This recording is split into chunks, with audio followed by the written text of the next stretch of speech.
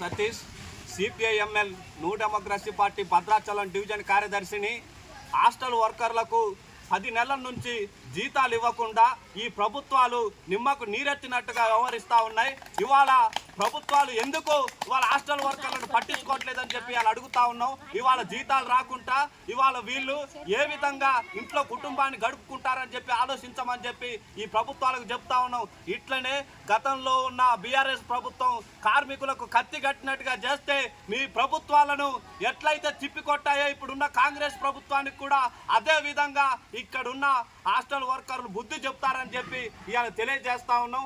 అట్లాగే 64 జీవో ప్రకారం 11,000 ఇద్దామని చెప్పి ఈ ప్రభుత్వాలు కుట్రలు చేస్తూ ఉన్నాయి. ఇవాళ 64 జీవోను రద్దు చేసి వీళ్ళకి కనీసం నెలకి 26,000 జీతాలు ఇవ్వాలని చెప్పి తెలియజేస్తా ఉన్నాం. లేని ఎడల ప్రభుత్వానికి చెప్తా ఉన్నాం, మీ గుండెలలో రైళ్లు పరిగెత్తించే విధంగా హాస్టల్ వర్కర్లను వేసుకొని ఇక్కడ ఉద్యమాలు కొనసాగిస్తామని చెప్పి హెచ్చరించడం అనేది జరుగుతూ ఉంది.